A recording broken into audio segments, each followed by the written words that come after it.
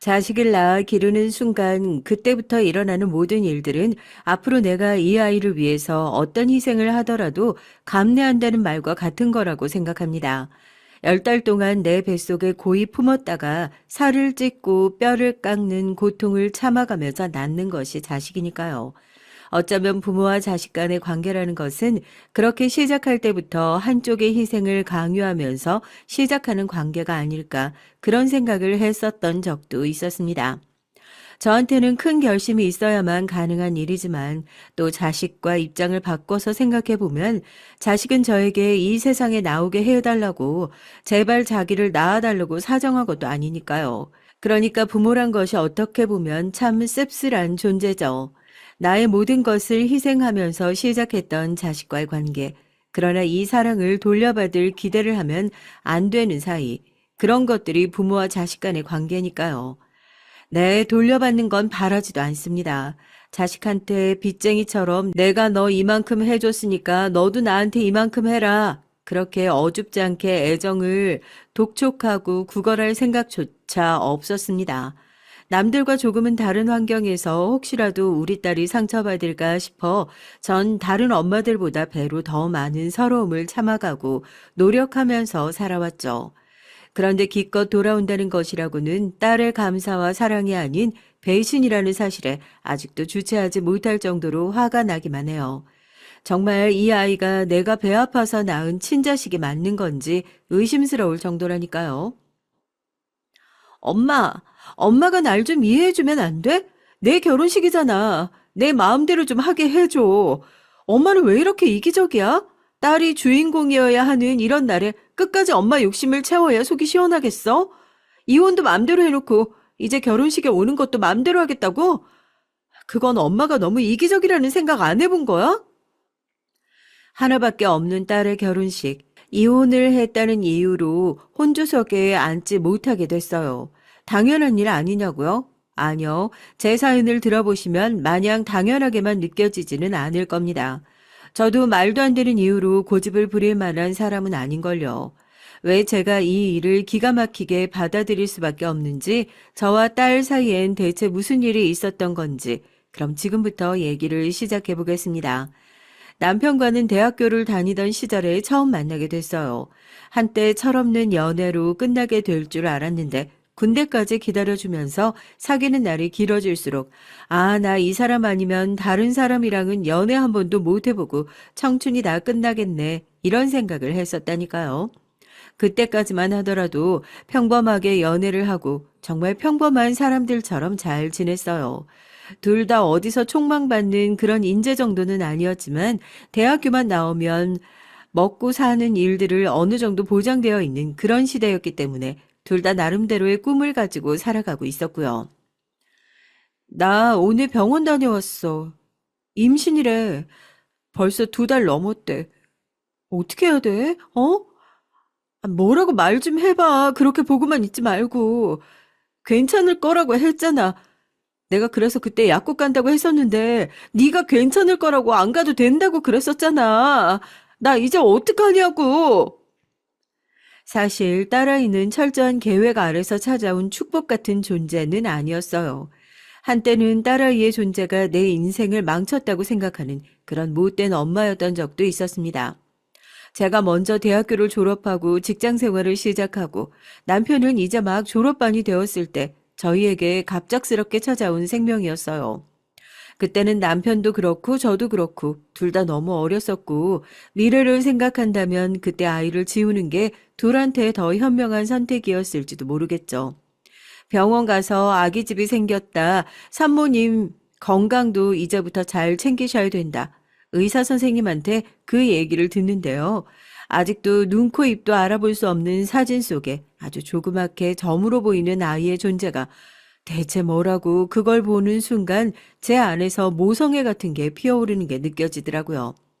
그때 결심했었죠. 혹시라도 남편이 아이를 키우지 않겠다고 하더라도 이 아이는 내가 끝까지 책임지고 키워야겠다 하고요. 어디 버리지도 않고 함부로 지우지도 않고 나에게 찾아온 이 소중한 축복을 끝까지 책임지겠다는 그런 사명감을 가지고 있었습니다. 그때 남편은 지금처럼 야가 빠지지도 않고 자기가 한 말과 행동에 책임지는 꽤나 괜찮은 사람이었어요. 그래서 임신을 했다고 망연자실하는 제 손을 꼭 부여잡고 자기가 모두 책임지겠다고 제대로 아빠 노릇하겠다고 그렇게 먼저 저에게 얘기를 해줬습니다. 당연히 양쪽 집안에서 모두 반대가 심했었죠. 아직 새파랗게 어리고 이제 막 사회생활을 시작할 정도로 어린 나이였는데 애는 어떻게 낳아서 키울 수 있겠느냐. 애는 무슨 잘못이냐. 이게 진짜 책임감인 것 같냐. 저희 아버지는 저한테 머리 밀고 절로 들어가서 절에서 애를 키우든지 말든지 앞으로 부모 얼굴 볼 생각하지 말라고 벌컥 화를 내실 정도였어요. 저 같아도 딸이 그렇게 일방적인 통보를 가지고 집으로 오게 된다면 버럭 화를 낼 수밖에 없었겠지만요. 여튼 부모님이 반대를 아무리 하신다고 해도 이미 뱃속에 아이까지 들어선 마당에 뭘 얼마나 더 말릴 수가 있었겠습니까? 결국 나중엔 그 절대로 나오지 않을 것 같았던 사위 며느리 소리를 서로 하시면서 마음의 문을 열게 되셨죠. 참 다행이라고 생각해요. 그렇게 남편과 급하게 결혼을 하게 됐습니다. 결혼을 준비하면서 남편도 회사에 취직을 하게 됐고요. 둘 다 회사 생활 시작한 지 얼마나 됐다고 모아둔 돈이 있겠어요. 그때는 거의 1,000만 원도 안 되는 돈으로 결혼식을 올렸던 것으로 기억합니다. 아무것도 없었지만 뱃속에 있는 아이 하나만으로도 든든함을 느끼면서 식장에 들어설 수 있었죠. 남편도 직장인이 된 후라서 열정적으로 일을 하기 시작했고요. 아무래도 남자 혼자 그냥 돈을 버는 것과 가족을 먹여 살리기 위한 가장이 된다는 것은 하늘과 땅 차이일 테니까요. 저는 아이를 낳고 난 이후엔 직장 생활을 계속 이어서 할 수 없었습니다. 예정에 없었던 임신이어서 회사에서 달가워하지 않았다는 것이 첫 번째 이유였고, 저희 딸이 어렸을 때부터 잔병 치레가 워낙 심했었거든요. 옆에서 하루 종일 애를 보고 있기만 해도 바쁜 날들이었죠. 여보, 회사 못 빼는 거야? 아니, 은별이가 이렇게 아픈데 어떻게 아빠란 사람이 병원 한 번을 못 와볼 수가 있어. 회사 일이 아무리 바빠도 그렇지. 자식 아프다는데 일도 못 빼준다는 거야? 내가 지금 며칠째 혼자서 병원 지키고 있는지 당신 알기나 해? 누가 들으면 난 뭐 회사에서 하루 종일 놀다 오는 줄 알겠어. 너 병원비는 네가 내냐?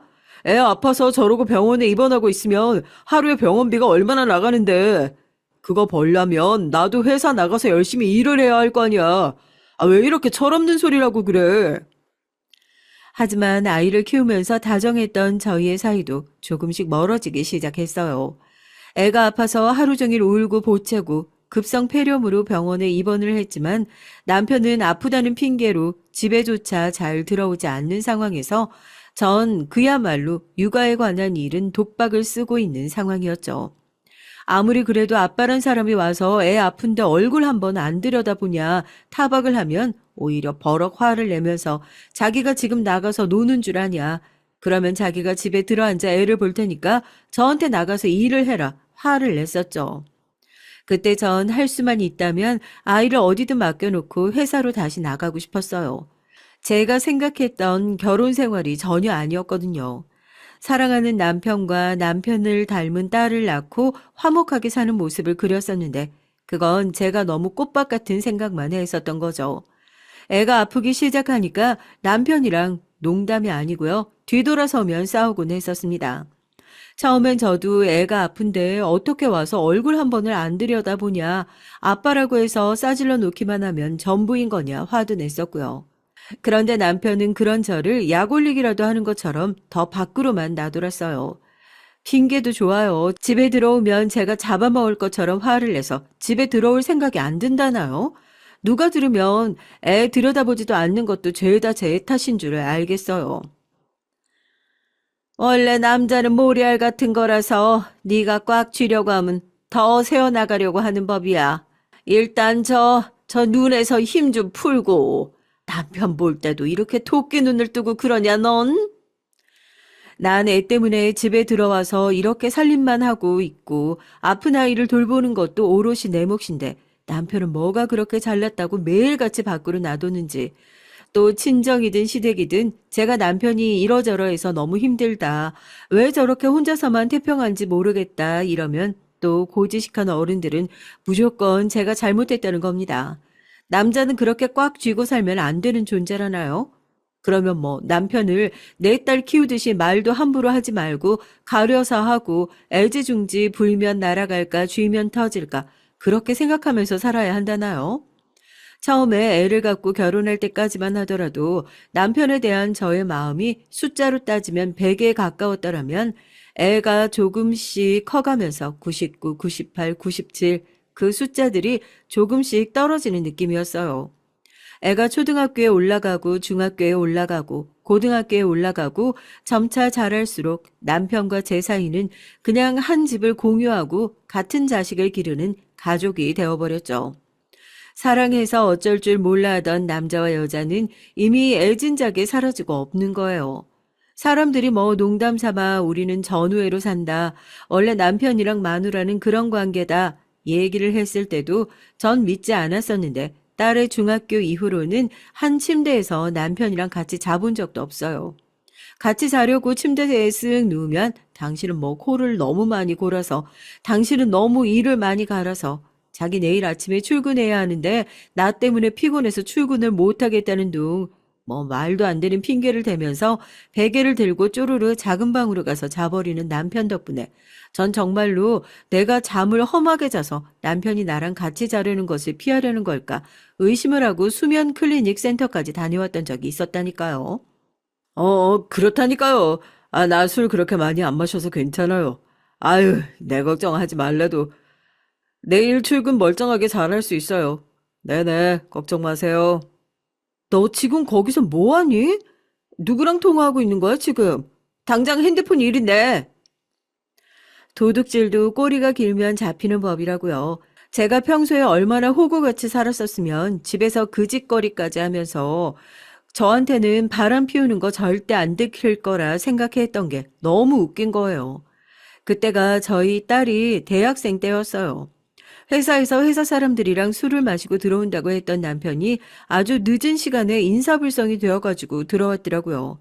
제 얼굴도 제대로 못 알아보고 아직도 회식 자리라고 생각하는지 사장님, 사장님 하면서 부를 때부터 어지간히 취했구나 생각했는데 자다가 시끄러운 물소리 때문에 제가 잠에서 깼죠.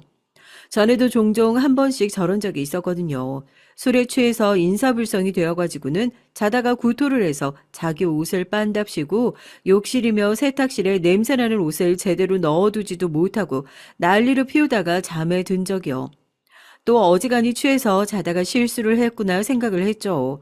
욕실에서 한참 그 난리를 피우던 남편이 세탁기가 있는 베란다 쪽에 가는 소리가 들렸어요. 저러다 말겠지 했는데 10분이 넘어도 들어오는 문소리가 안 들리는 겁니다. 저번처럼 또 세탁기에 빨래 집어 넣으려다 술 취해서 그 앞에서 잠든 게 아닌가 싶어서 아무리 꼴도 보기 싫은 남편이라지만 애아빠인데 어떻게 또 그렇게 자고 있는 것을 보겠어요. 딸도 같이 사는 집에서 아빠가 그렇게 흉한 모습 보여주는 것도 그렇고 어떻게든 남편 안으로 집어넣어 놔야겠다 하는 생각으로 베란다로 갔죠. 그런데 베란다로 다가갈수록 선명하게 남편의 목소리가 들리더라고요. 처음에 전 그 다정한 말투 때문에 제 남편의 목소리라고는 생각도 하지 못했습니다. 시계는 거의 새벽 2시를 가리키는 시간에 다정한 말투로 존댓말까지 써가면서 내일 회사에서 보자는 얘기를 하고 있는데 이건 누가 봐도 100% 바람이 맞구나 의심을 할 수밖에 없었죠. 베란다 문을 확 열어젖히니까 남편은 세탁기에 기대서 누군가와 통화를 하고 있었어요. 그 다정한 말투는 둘째 치고요. 결혼식장 이후로 남편이 그렇게 환하게 웃는 모습을 처음 본 것 같았거든요. 고작 누군가랑 통화를 하면서도 저렇게 웃을 줄 아는 사람이었구나. 그 생각을 하니까 열이 치밀어 오르대요. 남편은 저랑 눈이 딱 마주치자마자 아, 망했다 하는 표정이었고요. 시끄럽고 당신 변명 듣고 싶지도 않으니까 핸드폰 일이네. 당장 일이 내놓으라고. 얼어붙어 있던 남편이 제가 소리를 지르자마자 베란다 창문을 열어 창문 밖으로 자기 핸드폰을 냅다 집어 던졌습니다. 술에 취해서 한 행동이라고 보기엔 바람을 피우다가 의심받으니까 어떻게든 그 상황을 무마해 보려고 하는 행동으로밖에 보이지 않더라고요. 당신 지금 나 의심하는 거야? 아, 내가 하루 종일 회사에서 얼마나 열심히 일하고 회식도 회사 일의 연장선이야. 남편이 회식 갔다 와서 이렇게 속도 안 좋고 힘들게 있으면 해장국 끓여놓고 기다릴 생각은 못하고 뭐 바람? 너 집에서 요즘 드라마 보냐? 저한테 시나리오 쓰고 있다고 작가로 데뷔해도 되겠다고 말도 안 되는 소리라고 빠득빠득 우기고 있는데 기가 막혀서 말이 안 나오더라고요. 그래서 제가 어떻게 했냐고요? 밖에 나가서 남편이 집어던진 핸드폰을 미친 듯이 찾았습니다. 이게 무슨 불행 중 다행인지 몰라도 저희 집이 2층이거든요. 그렇게 높지 않은 층수니까 설령 핸드폰을 집어 던졌다고 하더라도 잘만 하면 멀쩡하게 고칠 수 있지 않을까 하는 생각으로 찾아 나선 거였는데 하필이면 남편이 핸드폰을 집어 던진 곳이 아파트 화단이라서 촉촉한 흙더미 위에 핸드폰이 안착하면서 남편과 연락하고 있던 사람이 누구인지 알아내게 됐어요. 핸드폰 번호를 저장해서 보니까 세상에 이렇게 황당할 수가 없더라고요. 그렇게 다정하게 통화했던 사람이 남편이 일을 하고 있는 회사의 여자 사장이었거든요. 얼마나 오래전부터 둘이서 불륜을 저질렀는지 회식날 전에 사장과 했었던 연락은 전부 다 지워져 있는 상태여서 그 당시에는 보이지 않는 정보를 추측할 수 있을 만한 상황도 아니었고요. 사람들이 당신 미친 여자인 줄 안다니까. 그걸 또 핸드폰을 가서 주워왔다고? 그래서 거기서 뭐가 나왔는데 사장님이랑 통화를 한 건 맞는데 내가 그냥 새벽에 술에 취해서 회식하고 전화를 건 거 사장님이 받아주고 있었던 거밖에 안 된다니까. 회사 가서 따로 실례했었다고 사과도 하고 그런데 이렇게 다짜고짜 바람이라고 하면 내가 그렇습니까? 오해하게 해서 죄송합니다 하고 넙죽 엎드려서 사과라도 해야 되냐? 뭐? 기가 막혀서. 너 그 여자 그냥 사장 아니잖아.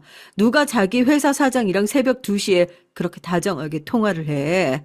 당신 내가 들어왔을 때 그렇게 취해 있지도 않았었어. 그러니까 사장님이랑 불륜 저지른 거 걸릴까봐 그래서 나한테 안 들키려고 베란다 바깥으로 냅다 핸드폰 던질 정신이 남아 있었겠지. 아니면 왜 그랬는데? 해명해봐. 당신이 뭐 해명이라도 할 수 있는 입이라도 있어? 됐어. 이딴 쓰레기를 남편이라고 믿고 살았던 내 인생이 불쌍하지. 더 들을 것도 없어. 당장 이혼해. 나 당신이랑 더 이상 이렇게는 못 사니까 이혼하자고. 말 잘했다. 그래, 이혼해. 나도 당신처럼 이렇게 말도 안 되는 것 가지고 의심하고 사소한 것으로 꼬투리 잡는 사람이랑 더 이상 못 살겠으니까 나야말로 이혼하자. 뭐가 잘났다고 지가 먼저 남편한테 이혼을 하자고. 나 참 기가 막혀서. 물론 저도 엄마로서 잘못한 점은 있었죠. 딸과 함께 살고 있는 집안에서 매일같이 남편과 이혼을 한 해 만에 소리를 높여서 싸웠었고 그것 때문에 아마 저희가 이혼을 하기 직전까지 딸이 받았던 스트레스도 상당했을 겁니다. 하지만 이미 모든 상황을 다 알게 된 마당에 그것을 눈 감고도 살 수 있는 성인군자는 아니었어요. 딸을 불러다 앉혀놓고 얘기를 했죠. 너네 아빠가 지금 이런 상황이라 엄마는 이혼이라는 선택지를 선택할 수밖에 없었다. 그래도 양육권은 무슨 일을 해서라도 책임을 지고 뺏어올 테니까 걱정하지 말라고요. 근데 엄마, 여태 하는 일도 없었고 지금 당장 할 수 있는 일도 없잖아. 이혼하고 나서 외할머니 집 가서 살려고 한 거 아니었어? 엄마가 당장 양육권 가져온다고 해도 나한테 득될 게 뭐가 있는지 모르겠는데 그럴 거면 나 차라리 아빠랑 사는 게 낫지 않을까? 딸 얘기를 듣고 벙찔 수밖에 없었어요. 이 와중에 당연히 저를 선택할 거라고 생각했던 게 너무 바보 같았던 거였을까요? 딸은 그렇게 되면 이해타산이 안 맞아도 너무 안 맞지 않냐면서 자기가 엄마를 따라가서 지금 당장 좋을 게 뭐가 있냐고 오히려 난색을 표하더라고요. 거기서 눈치를 챘어야 했는데요. 아무리 그래도 네가 그 인간들이랑 어떻게 같이 살 수 있냐고 내 배 아파서 낳은 자식인데 남의 손에서 자라게 할 수 없다고 제가 오열에 가까운 절규를 하니까 그제서야 자기도 그런 뜻으로 한 얘기가 아니었다며 황급하게 상황을 수습했습니다. 그러나 전 딸을 믿어서는 안 됐어요. 본격적으로 남편과의 이혼 소송이 시작되고 나서 남편은 제 예상대로 자기는 외도를 저지르지 않았다. 모든 것은 다 제 정신이 이상해서 생긴 일이다. 회사에서 멀쩡하게 나가서 출근하는 사람을 바람을 피는 사람으로 의심할 정도로 제가 제정신이 아니라는 식으로 자기 변호인과 말을 맞추면서 저를 압박했어요. 정신과 상담을 받아보고 의부증이 없다는 소견서를 받아 제출하고 법정 싸움은 점점 진흙탕 싸움이 되어가고 있었죠. 저한테 그 법정 싸움에서 이기는 것은 굉장히 중요했습니다. 위자료 한 푼 두 푼을 더 받아보려고 아등바등 애를 썼던 게 아니라요. 어떻게든지 남편에게 잘못이 있다. 이 결혼이 파탄난 이후에는 내 잘못 하나 없이 오롯이 남편의 잘못만이 있다. 이걸 공식적인 사실로 남겨놓고 싶었어요. 결혼 생활에서 얻은 거 하나 없지만 결혼 생활을 마무리하는 데 있어서 그런 걸 바라는 제가 이상한 건가요? 엄마가 조금 지나치게 아빠를 의심했던 때도 있었어요. 두 분이서 자주 싸우기도 했고요. 싸울 때마다 엄마가 아빠한테 너 누구랑 바람 피우는 거 아니냐 이런 식으로 의심을 했던 것도 많이 들었었고요. 그날도 결정적으로 저한테까지 아빠 핸드폰을 찾으러 같이 가자고 너네 아빠 바람핀 거 이번에 꼭 잡아야 한다는 식으로 말씀하셨거든요. 이미 아빠가 바람을 피고 있다고 어느 정도 확신을 하고 있으신 것 같은 느낌이었습니다. 믿었던 딸에게 법정에서 이렇게 뒤통수를 3개 맞을 줄 누가 알았겠어요. 결국 제 이혼 소송의 결과 패소로 가는데 가장 큰 역할을 했던 건 남편의 변호인단도 아니었고 그 여사장도 아니었고 제가 10달 동안 소중하게 품고 있었고 제 배 아파서 낳은 제 자식 바로 제 딸이었습니다. 남편과의 이혼 소송을 첨예하게 다투고 있는 상황에서 제 아빠에게 유리한 쪽으로 법정에서 증언을 하는 바람에 제가 결국 패소를 하게 됐으니까요. 네가 어떻게 그럴 수가 있어? 네가 어떻게 엄마한테 그럴 수가 있냐고. 아무리 아빠가 뭘 해준다고 약속을 했어도 그렇지. 내가 네 엄마야. 너 낳아준 엄마라고. 너 다시는 엄마 얼굴 안 보고 살 자신 있어서 그랬던 거야? 대답 좀 해봐. 네가 어떻게 나한테 그러냐고. 법정 밖에서 딸의 어깨를 울면서 붙잡아 흔드는 절 남편이 떼어놓더니 어깨를 감싸고 가버리더라고요. 아무래도 남편이 딸이 법정에서 자기한테 유리한 증언을 할 수 있도록 일찌감치 손을 써놓은 듯한 느낌이었습니다. 그렇게 이혼 소송에서 지고 법정 다툼에서 들어간 돈까지 고스란히 제 몫이 됐고 오래된 결혼 생활에선 마음에 남은 상처와 오랜 시간 동안 들어갔던 제 노동력 후에 돈도 되지 않는 것들만 남겨놓고 그렇게 마무리되었습니다. 그렇게 전 친정으로 다시 돌아가게 됐고요. 한동안은 밥도 제대로 먹지 못할 정도로 그 충격이 상당했어요. 누구라도 그랬을 겁니다. 딸까지 한패가 되어서 저를 배신한 느낌이었으니까요. 더더욱 충격적이었던 건 아는 지인들을 통해서 듣게 된 남편의 재혼 소식이었어요. 이혼 소송 패소라는 결과를 받아들고 6개월도 안 되는 시점이었거든요. 그렇게 불륜이 아니라고 그냥 회사에서 만난 사이일 뿐이라고 우겨대더니 결국 제 예상이 맞았던 거였습니다. 이제 와서 문제를 삼으면 이혼을 하고 나서 서로를 위로해 주다가 만났다는 그런 말도 안 되는 핑계를 대면서 또 한 번 사람을 기망했죠. 어찌나 충격이 크던지 그냥 이대로 세상에서 내가 없어져 버렸으면 좋겠다. 솔직히 말씀드려서 그런 나쁜 생각도 많이 했었던 시간이었습니다. 아이고, 왜 너만 이러고 살아야 돼, 어? 정작 잘못한 놈들도 저렇게 발 뻗고 편안하게 사는데 왜 너 혼자 이러고 살아야 하냔 말이야. 네가 뭘 잘못했다고. 너 이렇게 사는 거 보면 그놈들이 뭐라고 하는 줄 알아? 잘 됐다 그래. 저 인간은 나랑 이혼하고 아무것도 못하는 사람이구나. 그렇게 생각한다고. 너 그랬으면 좋겠어서 지금 이렇게 누워있는 거야? 너만 자식한테 상처받았으면 다니? 너 지금 이러고 있는 거 내 가슴에 대못 박는 일이라고는 생각 안 하는 거야? 제발 사람답게 좀 살아, 어? 이혼이 뭐 대수라고 이러고 있어. 그런 제 모습을 보면서 친정엄마는 매일같이 가슴을 치면서 우셨습니다. 못할 짓 참 많이 했다 싶어요. 그 모습을 보고 저도 뭔가 충격을 받았던 것 같습니다. 제가 자식한테 배신당했다는 생각으로 억울해하기는 했었지만 그 과정에서 정작 자식인 내가 부모인 우리 엄마 마음에 대못을 받고 있을 거라곤 생각도 하고 있지 못했으니까요. 엄마의 충격 요법이 제대로 먹혀 들어간 탓에 전 그렇게 다시 한번 제가 받았던 상처를 털고 일어날 수 있는 계기가 됐어요. 직장도 없고 그나마 있던 돈은 저희 쪽 변호사와 재판 비용을 지불한다는데 다 써버린 상황이었죠. 뭘 해볼까 하다가 제가 그때 한창 부동산 쪽에 관심이 많았었거든요.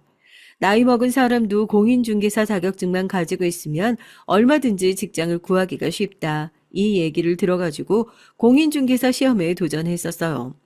공부고 뭐고 하도 쉰 지가 오래되어서 당연히 쉽지 않긴 했지만 그래도 뭐라도 집중할 구석이 하나 생기니까 다른 생각을 하는 건 확실히 줄어들더라고요. 딱 그렇게 1년을 공부해서 공인중개사 자격증을 따게 됐고 중개사 사무실에 들어가 일을 시작하게 됐어요. 사람 인생이란 게 나쁜 일이 있으면 좋은 일도 오는 법이라고 저는 그 중개사 사무실에 들어간 것이 제 인생을 바꾸는 좋은 일이자 전환점이 되지 않았나 그렇게 생각을 합니다. 거기서 만난 사장님은 제가 이혼을 했다는 사정도 아시고 그렇게 새롭게 인생을 준비하고자 한다는 얘기를 듣고 물심양면으로 저를 밀어주셨거든요. 여자 사장님이셨는데 본인은 가진 게 워낙 많아서 뺏길까 걱정돼서 결혼도 안 하시는 분이라면서요. 자식 때문에 상처만 받았다는 대목에서 본인이 더 안타까워하시면서 얼른 털고 일어나야 한다고 일감이 있으면 저를 더 몰아주고 남들에게 가르쳐주지 않는 일도 더 많이 가르쳐 주셨죠. 저도 거기서 그냥 아 그렇습니까 그런가 보네요 하고 넘어갔던 것이 아니라 정말 이 악물고 죽자 사자 배웠던 것 같아요. 이제 나한테 남아있는 방법은 이것밖에 없다. 이걸 해서 성공하고 성공해서 저 사람들 코를 납작하게 해주는 것이 내가 할 수 있는 최고의 복수다. 이렇게 생각했죠. 그런 악바리 정신이 통했는지 몰라도 그 일은 제가 하면 할수록 저한테 더 많은 것을 가져다 줬습니다. 돈은 물론이고 건물을 중개하는 과정에서 좋은 사장님들도 많이 만났거든요. 인생에 피가 되고 살이 되는 조언들도 다 일을 하면서 들었던 것들이에요. 한 3년 정도 지났을까요? 이제는 개인 사무실을 내는 것을 고민하고 알아보고 있을 정도로 커리어 면에선 성공한 사람이 되어 있었죠. 저를 아는 사람들은 제 팔자에 결혼이 없었나 보다고 오히려 이혼하고 나서 더 잘 나가는 거 보니까 결혼이 제 운을 막고 있었던 것 같다고 농담처럼 그런 얘기도 할 정도라니까요. 저도 완전히 틀린 소리는 아니라고 생각하지만요. 제가 말씀드렸잖아요. 딸을 믿었던 만큼 실망감도 컸다고요. 그 뒤로 딸이랑은 다시 연락을 하게 될 일이 없을 줄 알았는데요. 먼저 딸에게서 연락이 왔을 땐 정말 깜짝 놀랐습니다. 이걸 받아줄까 말까 고민을 할 새도 없었죠. 자식한테 온 연락이었잖아요. 안 받는다는 선택지는 애초에 저한테 있지도 않았습니다. 그렇게 헤어질 때 미운 놈이었는데 혹시라도 무슨 일이 생겼나 덜컥 겁부터 나는 게 그래도 내가 아직 애엄마구나 싶더라고요. 엄마, 미안해. 내가 그때 엄마한테 그렇게 하는 게 아니었는데 아빠랑 그 아줌마가 그렇게 안 하면 다 다칠 거라고 협박을 해서 나 그 뒤로 얼마나 후회하고 살았는지 몰라. 두 사람 재혼하고 나서 난 거의 자식 취급도 안 해. 집에서 투명인간 취급이야. 나 정말 힘들어서 어떻게 살아야 할지 모르겠어. 엄마, 정말 미안해. 혹시 나 좀 도와줄 수 있을까? 갑자기 무슨 일로 연락을 했나 했더니 다짜고짜 전화해서 저한테 사과를 하더라고요. 자기가 다 잘못했다고, 다 미안했었다고 하면서요. 아니라 다를까 이혼 소송이 한참 진행되던 당시에 남편의 상간녀와 남편이 함께 딸을 찾아와서 협박에 가까운 설득을 했었답니다. 이혼 소송에서 자기네들한테 유리한 증언을 하지 않으면 설령 본인이 저한테 온다고 하더라도 제대로 살지 못하도록 무슨 수를 써서라도 갈라놓을 거라고 말입니다. 그 말을 믿었던 딸은 재판에서 잘못된 증언을 했고 그 결과로 제가 그렇게 고생하게 될 거라고는 상상도 하지 못했었다고요. 딸이 재판에서 한 증언이 위중이라는 결정적인 진실을 알게 됐지만 그렇다고 어떻게 내 배 아파서 낳은 딸을 위중죄로 또 고소를 할 수 있겠어요. 이제 와서 판결을 뒤집는다고 한들 뭐가 달라질 거며 전 이미 인생에서 그들에 대한 미움을 배제하고도 이렇게 멋있게 잘 살아가고 있는데요. 그건 둘째치고 도와달라는 딸의 얘기가 영 마음에 걸리더라고요. 그래도 내 배 아파서 낳은 자식인데 집에서 제대로 된 대접도 못 받고 살고 있다는 얘기에 너 잘됐다 쌤통이다 할 정도로 제가 딸에게까지 악감정을 품고 있진 않으니까요. 나 사실 그때 법정에서 아빠한테 유리한 증언을 해주면 집을 하나 해주겠다고 약속을 받았거든. 이번에 결혼 준비를 하게 됐는데 그쪽 집안도 꽤나 괜찮아서 신혼집 계약금은 우리 쪽에서 내라 이렇게 얘기를 했었단 말이야. 난 당연히 결혼을 하고 나면 집을 합칠 거니까 원래 가지고 있었던 집을 팔아서 그 계약금을 보태고 남은 걸로는 결혼 준비를 할 생각이었는데 알고 보니까 명의가 내 이름으로 되어 있지도 않더라고. 그 아줌마 이름으로 되어 있는데 내 결혼엔 한 푼도 보태줄 수 없다고 그러는 거야. 엄마, 나 진짜 이대로 시댁에서 파혼당할지도 몰라. 내가 오죽하면 이혼한 엄마를 찾아왔겠어. 나도 사람인데 염치란 게 있는 사람인데 엄마가 나 제발 한 번만 도와주면 안 될까? 응? 그렇게 딸과 한 번 연락이 닿고 나서부턴 꾸준히 연락을 하면서 지내고 자주는 아니더라도 가끔 만나서 차도 마시고 밥도 같이 먹고 그런 사이로 지냈어요. 이혼을 한다고 한들 부모 자식 간의 관계가 완전히 끊기는 건 절대 아니잖아요. 혈연을 어떻게 그렇게 끊어낼 수 있겠습니까? 저도 이제 공인중개사 일을 하면서 바쁘게 잘 지내고 있었고 딸을 만날 때마다 용돈도 챙겨주고 잘 지내라고 안부도 묻고 챙겨주고 하다 보니까 딸도 제가 많이 편안해진 모양이에요. 얼마 전에는 결혼을 할 남자친구라면서 저희 사무실로 데리고 와서 인사를 시키기까지 했었거든요. 그러던 중에 저한테 갑자기 저런 부탁을 하는 겁니다. 솔직히 많이 고민스러웠죠. 이혼을 한 마당에 제가 딸을 도와줘야 할 의무도 없었지만 저렇게까지 사정이 급하다고 하는데 엄마가 되어서 딸을 외면하는 것도 말이 안 된다고 생각했고요. 제가 그땐 마음이 너무 물러터져 있었던 것 같습니다.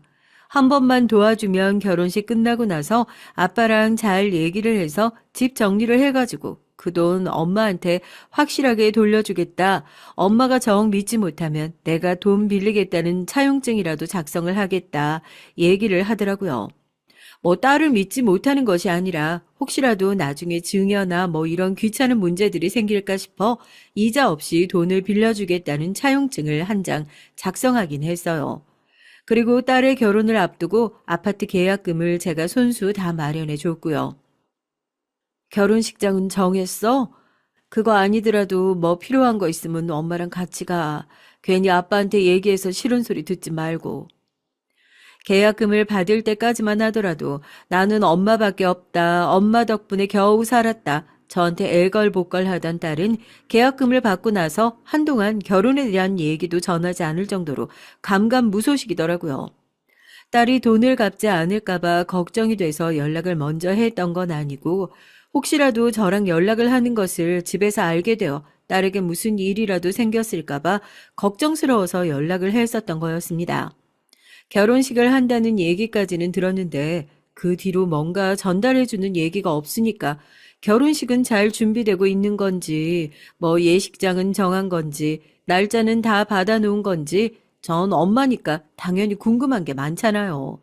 그때마다 딸애는 마치 저에게 결혼식을 알리기 싫기라도 한 것처럼 뭐 얘기를 하고 있는 중이다. 정해지면 나중에 얘기를 해주겠다라고 하면서 은근히 말을 얼버무리는 느낌이더라고요.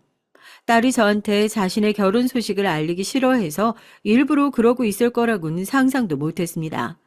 그날도 평소처럼 제가 먼저 연락을 해서 딸과의 식사 약속이 있었던 자리였어요. 식사를 하던 중에 제 중요한 고객님 중 한 분한테 전화가 왔었고요. 딸한테는 미안하지만 잠깐 통화를 하고 와야 할 것 같다고 양해를 구하고 자리에서 일어났습니다. 사장님, 어쩐 일이세요? 그때 중개해드린 건물 값이 많이 올랐더라고요. 좋으시겠어요. 어쩜 안목이 그렇게 좋으신지. 제가 사장님 쫓아다니면서 일 배워야겠다니까요. 아이고, 이거 내 정신 좀 봐. 자네가 아니라 다른 사람한테 전화한다는 걸 내가 깜빡한 모양이구만. 요즘 나이가 먹어서 이렇게 깜빡깜빡 한다니까. 내가 그것 때문에 고맙다는 얘기하려고 전화를 잘못 걸었나 보구만.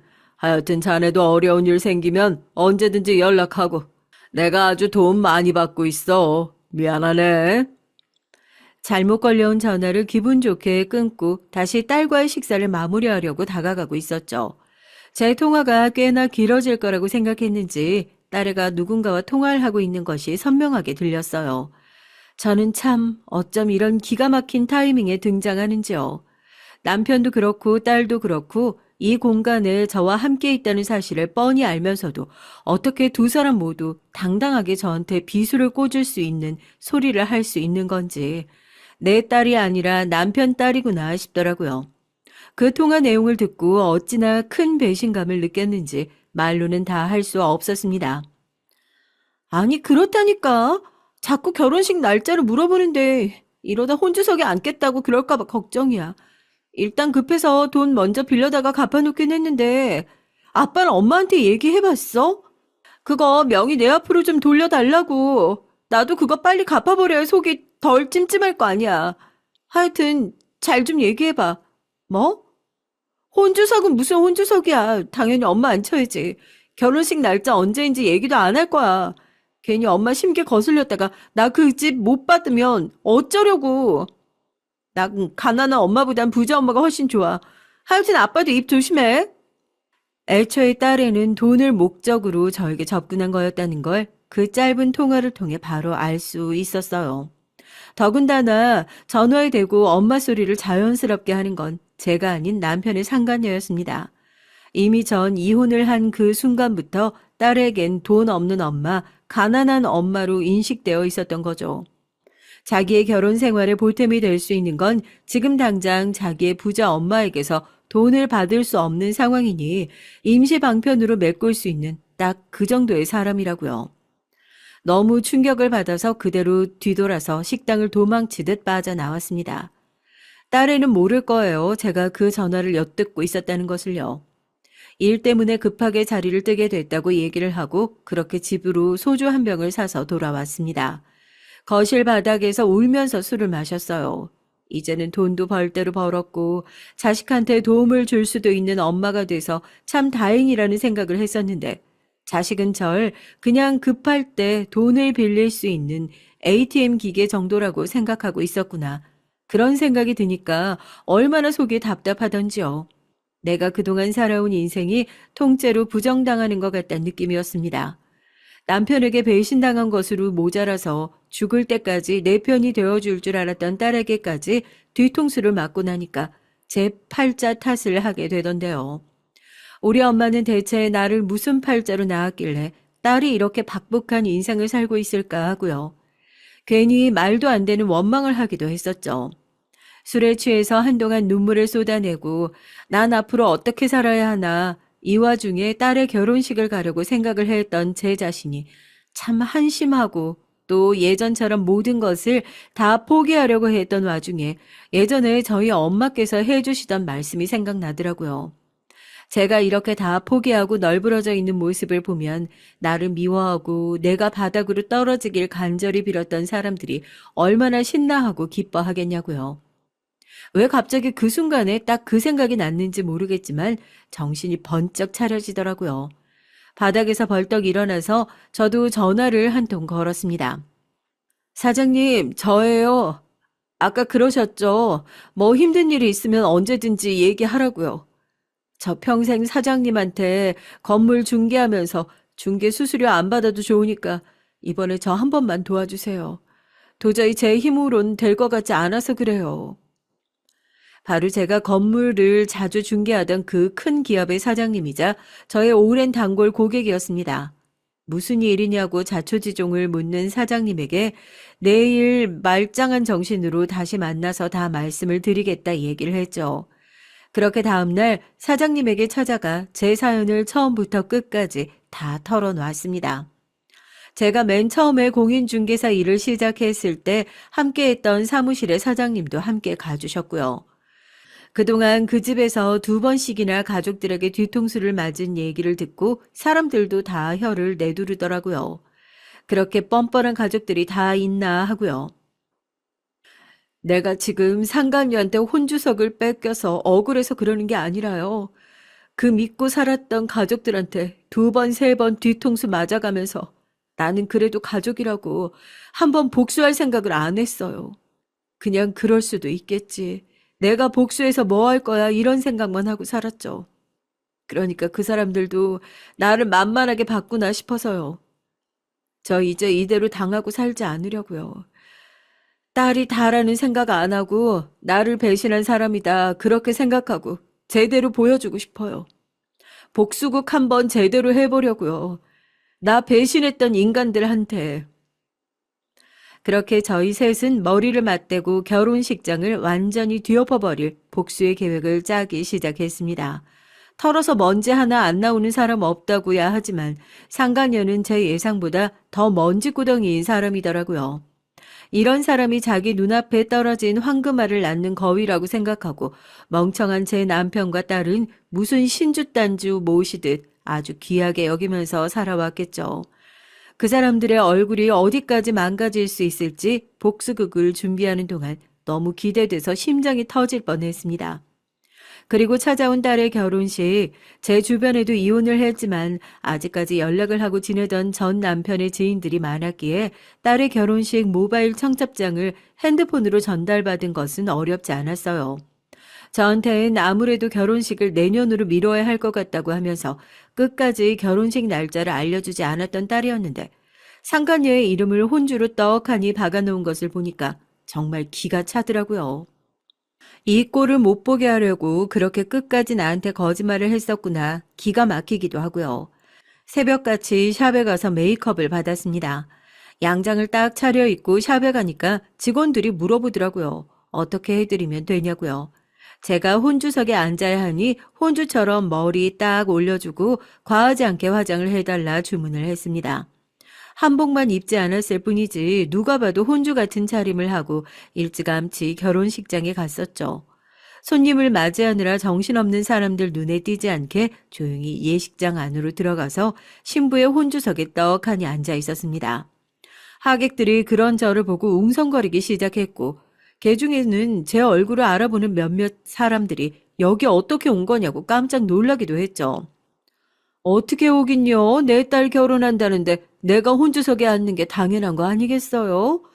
난 또 사람들이 하도 수군거리길래 무슨 일 났나 싶었는데 내 얘기였던 거예요? 당당한 제 모습에 사람들도 보통 미친 게 아닌가 보다 다들 혀를 내둘렀고요. 밖에서 하객들을 맞이하고 있던 제 전 남편과 딸 그리고 전 남편의 상간녀에게도 그 소식이 들어갔던 모양인지 신부 대기실에 있던 드레스를 입은 딸까지 결혼식장 안으로 뛰어들어 왔습니다. 딸의 얼굴이 사색이 되어서 제 팔을 막 잡아 끌더라고요. 지금 여기서 뭐 하는 거냐고 당장 나가라고요. 제가 그런 딸을 비웃으면서 팔을 탁 쳐냈어요. 넌 결혼식을 내년에 한다더니 그 결혼식이 또 앞당겨진 모양이다. 내가 너 낳아서 혼주석에 앉아있겠다는데 뭐가 문제니? 사돈들 빨리 들어오시라고 해. 상견례장에서 얼굴 한번 못 봤는데 제대로 얼굴 뵙고 정식으로 인사라도 드려야 되지 않겠어? 딸의 사돈들도 그 소란을 듣고 우르르 달려오게 됐고 전 남편의 상간녀는 지금 당장 나가지 않으면 경찰을 부를 거라고 저를 협박하기 시작하더라고요. 제가 그 얘기를 듣고 혼주석에서 막 웃었어요. 지금 누가 누구를 경찰에 신고한다고 그러는지 기가 막혀서요. 제가 그래서 그 상간녀에게 그랬네요. 정말로 경찰 불러도 괜찮겠냐고요. 경찰은 오히려 그쪽이 피해 다녀야 하는 거 아니냐고요.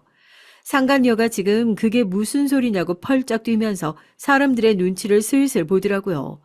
제가 그때 전화를 한 통 걸었습니다. 축의금은 다 내셨냐고 지금 들어오시면 된다고요. 제 전화통화가 끝나자마자 잔뜩 화가 난 사람들이 결혼식장으로 달려들어와서 대신 상간녀의 머리채를 잡고 뺨을 올려붙이더라고요. 이게 다 무슨 소란이냐고요? 야, 네가 지금 네 딸내미 결혼시킬 때야? 우리 전화는 그렇게 다 씹어놓고 네가 제정신이냐고. 보증금 돌려주기로 약속한 지가 언젠데 우리한테는 먹고 죽어도 줄 돈 없다고 그렇게 감감무소식이더니만 왜 딸 결혼시킬 돈은 있었나 보지? 아니면 이것도 그거냐? 네 수법처럼 아무것도 모르는 인간들이랑 결혼해가지고 이 집 돈 끌어다가 우리 돈 돌려막게 해주려고 그랬던 거야? 어? 여러분, 이 여자 이거 완전 사기꾼이에요. 우리 다 당했다고요. 제가 얘기했잖아요. 엄청난 복수극을 준비하고 있었다고요. 사업가 중에 털어서 뒤에 안 구린 사람이 없다는 말, 없다고 해서 처음엔 약점이나 꼬투리 좀 잡아보려고 상간녀의 뒤를 캐기 시작했었는데 이 여자 악행이 너무 고구마 밭에서 고구마 캐는 것처럼 줄줄이 나오던데요. 알고 보니까 건물을 엄청나게 사놓고 전세를 치면서 전세 사기를 하는 전문꾼이더라고요. 제 딸 이름으로 전해주겠다고 한 그 건물 명의를 돌려주지 못하고 있었던 이유도 그것 때문이었고요. 이번에 한번 제대로 사기 행각이 발각돼서 문제가 와르르 터지니까 어떻게든지 그걸 돌려막고 메꿔보려고 했던 모양입니다. 이미 담보대출을 있는 대로 다 받아둔 상태고 아마 저 사기꾼의 최종 목적은 딸애와 결혼하는 사돈댁의 돈까지 끌어다가 자기의 죄를 어떻게든지 끌어덮어보려는 속셈이었겠죠. 그 와중에서 상간녀에게 직접적으로 전세 사기를 당했던 사기 피해자들을 만날 수 있게 됐고 그동안 어떤 식으로 고통을 받았는지 아주 상세하게 다 전해 듣게 됐습니다. 결혼식 당일까지 피해자들이 연락을 했었지만 곧 돈을 돌려줄 수 있다. 큰 행사가 하나 있는데 이것만 끝나면 크게 돈 들어올 곳이 있으니까 조금만 기다려달라는 식으로 연락을 했었더라고요. 아마 그 큰 행사가 딸의 결혼식이었을 거고요. 뭐 전세 사기? 여보, 사부인이 내 돈 빌려간 거요. 자기가 좋은 투자처 있다고 넣기만 하면 무조건 오르는 곳이라고. 같이 투자하자고 했어서 내가 믿고 빌려준 돈도 있는데 그러면 그것도 싹 다 사기라는 거 아니야? 아이고, 아유, 이러면 어쩌면 좋아. 아들 장가 보내려다가 사기꾼한테 완전히 털릴 뻔했네. 뭐 하고 서 있어요? 당장 경찰 안 부르고. 얼굴이 하얗게 질려서 그 자리에서 냅다 도망치려고 하는 상간녀의 발을 제가 냅다 붙들고 있었죠. 안사돈은 이미 그 사기 행각에 돈을 보태주신 모양이더라고요. 얼마나 화가 났겠어요. 이렇게 결혼식이 아수라장이 되고 자기 아들을 제 손으로 사기꾼에게 장가 보낼 뻔했었으니까요. 돈도 날렸겠다. 얼굴에는 똥칠이 됐겠다. 냅다 제 딸의 뺨을 시원하게 올려붙이더라고요. 네가 제정신이냐고 하면서요. 저도 그런 사돈을 딱히 말릴 생각은 없었습니다. 오히려 제 손 안 아프고 딸 따귀를 올려붙일 수 있어서 다행이라는 생각까지 들던데요. 이 정도면 저 정신 차린 게 맞나 싶더라고요. 딸 역시 망연자실한 표정이었죠. 아마 자기가 부자라고 생각했던 엄마가 그렇게 여기저기 사기나 치고 다니는 사기꾼이었다는 사실을 알지 못했을 테니까요. 드레스를 입고 뺨을 한 대 얻어맞고 털썩 주저앉아서 저에게 좀 도와달라는 얼굴로 쳐다보는데 이제 그 얼굴이 더 이상 불쌍해 보이지 않았습니다. 자기 팔자는 자기가 만든다고 하잖아요. 더 이상 저 눈빛에 속아 넘어가지 말자. 나에게는 여기 서 있는 이 여자보다 한때 내 가족이었던 사람들이 더 큰 사기꾼이다 싶었죠. 결혼식은 파토 났고 이미 돈 나올 구멍이란 구멍은 다 없어진 것 같은데 너도 차용증 쓰고 내 돈 빌려간 건 기억하고 있지? 그 돈 이제 무슨 핑계를 대도 더 밀어주지 않을 거니까 그런 줄 알아. 그 돈 받고 우리 이제 부모 자식 간의 인연은 여기까지 하자. 그제서야 울고불고 하면서 저에게 매달리고 한 번만 용서해달라고 자기가 다 잘못 생각했다고 비는 딸이었지만 이미 열차는 떠나버린 뒤였죠. 전 매몰차게 딸을 뿌리치고 홀가분한 마음으로 예식장을 나왔답니다. 그 돈도 끝까지 받아내고 이제 그 가족 같지도 않은 사람들과의 인연은 완벽하게 끊어낼 거예요. 영원히요. 전 사실 결혼을 정말 잘못해도 한참 잘못한 여자입니다. 왜냐하면 제 남편은 처자식보다 시댁 식구들만 챙기려고 드는 마마보이 중에서도 상 마마보이거든요. 특히 남편은 시어머니와 짝짝꿍이 돼서 저와 우리 애들을 뒷전이고 시댁의 종처럼 지내던 사람이었어요. 결혼하기 전엔 저한테 잘해주겠다고 하더니 결혼하고 나서부터는 정말 자기 부모만 챙기는데 그 꼴을 보다 못해서 제가 이혼을 하려고 하고 있습니다. 네, 저는 애들을 데리고 남편과 이혼을 하려고 준비 중에 있어요. 제가 어쩌다 이런 지경까지 왔는지 여러분 궁금하시지 않으신가요? 그럼 제 얘기를 시작해 볼게요. 오랜만에 저의 감정을 글로 적어 보는 것이라 혹시 문법에 안 맞거나 글솜씨가 없을 수도 있겠지만 너그러운 마음으로 양해 부탁드립니다.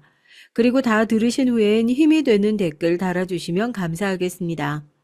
전 외동딸인데요. 아버지가 일찍 돌아가시고 홀어머니 밑에서 자랐습니다.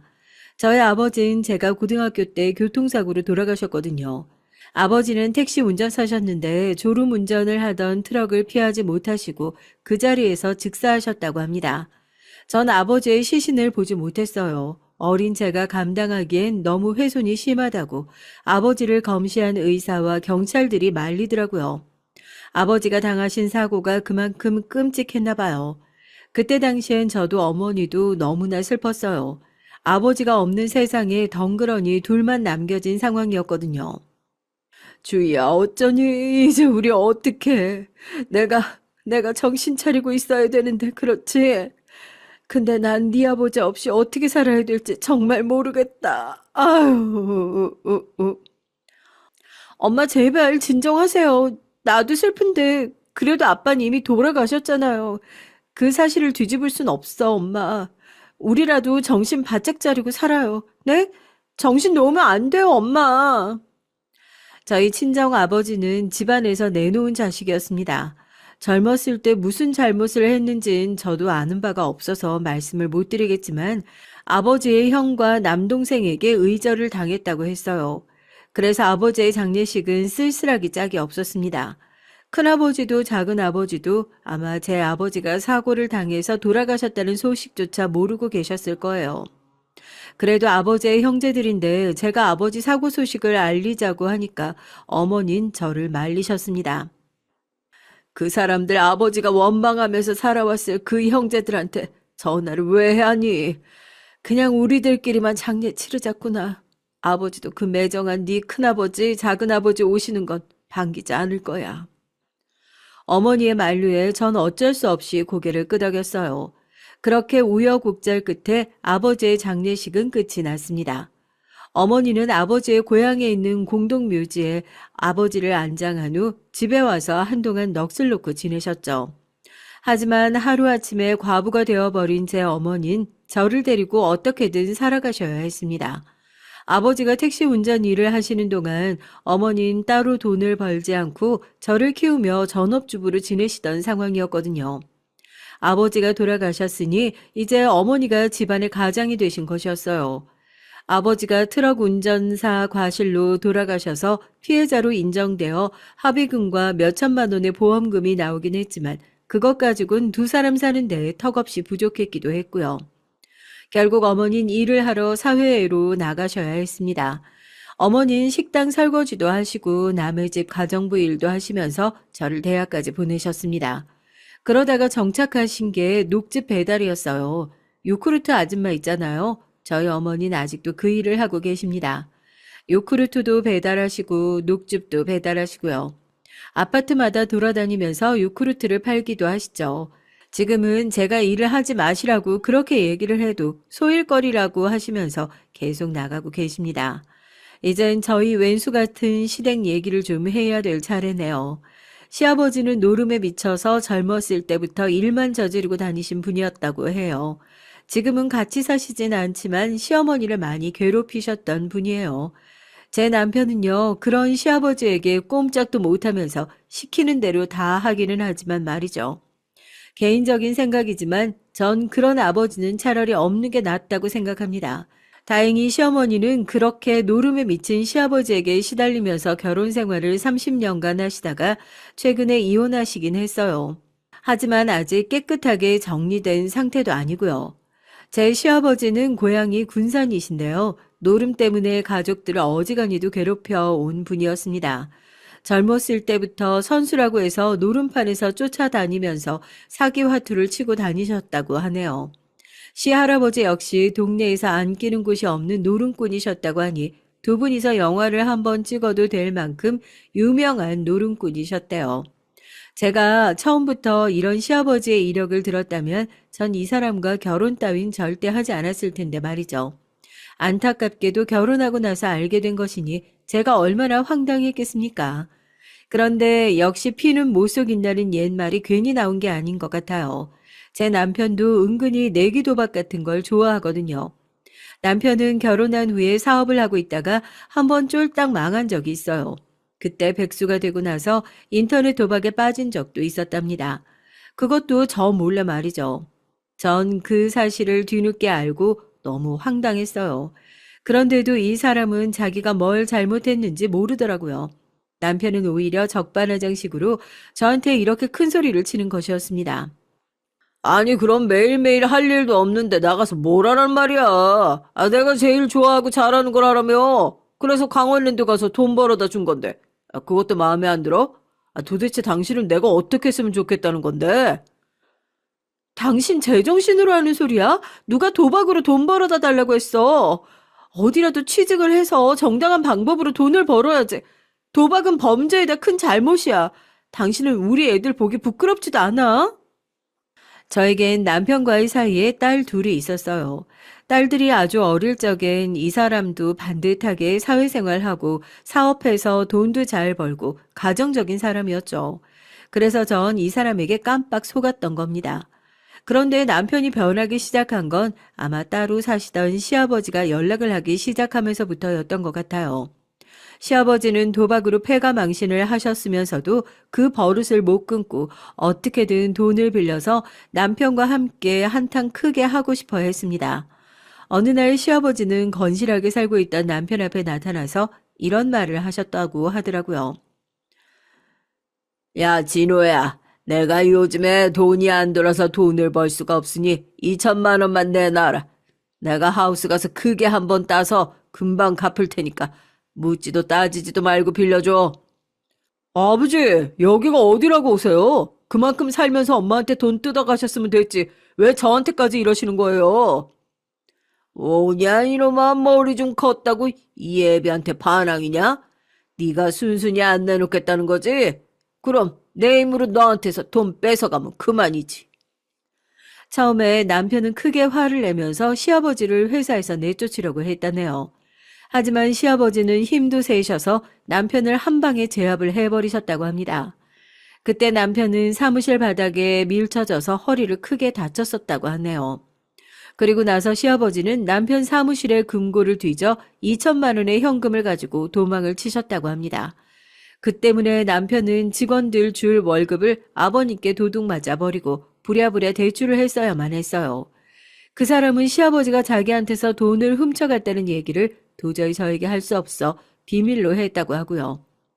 아, 제가 아직 말을 하지 않았는데요. 남편은 쫄딱 망하기 전에 청소업체를 운영하고 있었어요. 요즘 기업체나 사무실, 학원 등에서 청소해달라고 하는 수요가 많잖아요. 그래서 남편은 그 당시에 어렵지 않게 사업을 운영하고 있었습니다. 알고 보니 시아버지는 그런 남편의 상황을 미리 다 알아보고 작정하고 돈을 뜯어가신 거였어요. 남편은 그때 시아버지와 인연을 완전히 끊었어야 한다면서 지금은 후회를 하고 있죠.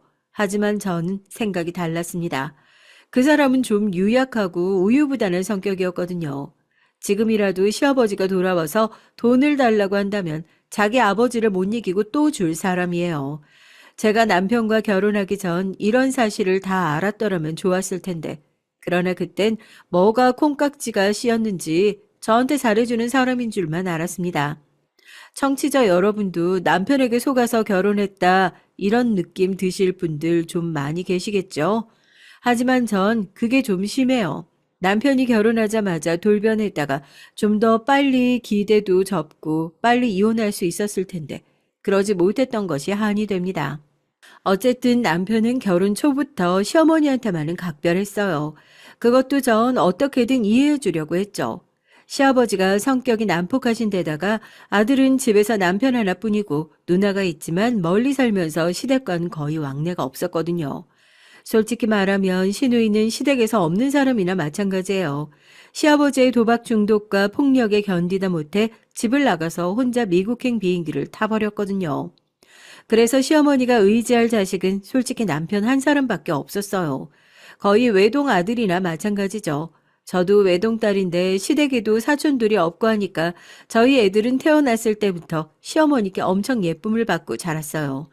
집에서 5분 거리의 시댁에 주말마다 가야 하는 형편인데 그래도 시어머니는 저희 부부가 애들을 데리고 오면 그렇게 좋아하셨습니다. 아이고, 우리 강아지들 왔어. 이 할미가 만난 거 많이 만들어놨다. 그러니까 맛있게 먹고들 가거라. 그리고 갈 때는 이 할머니 용돈 좀 주고 가라. 네? 어머니 그게 무슨 말씀이세요? 이 사람이 어머니 용돈 안 드리는 것도 아니고. 아이고, 야, 농담이야, 농담. 내가 이제 초등학교 들어간 애들한테 무슨 돈을 바라겠어. 저희 시어머니는 시아버지의 강압적인 성격에 못 이겨 30년도 넘게 기 한 번 못 펴고 사신 분이셨습니다.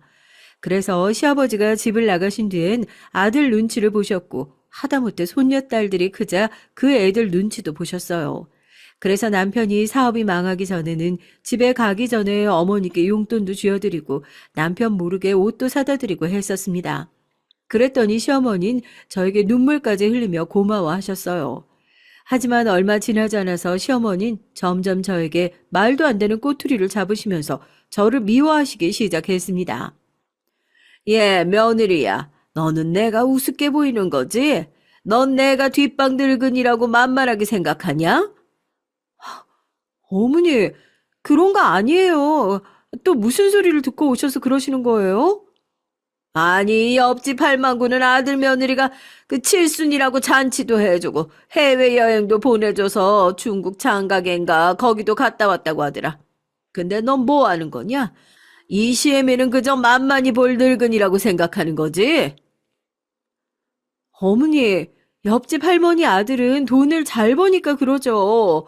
어머니 아들은 지금 백수라고요, 백수. 아, 답답해. 제 속을 누가 알겠어요. 어머니까지 이러면 저 어떡해요?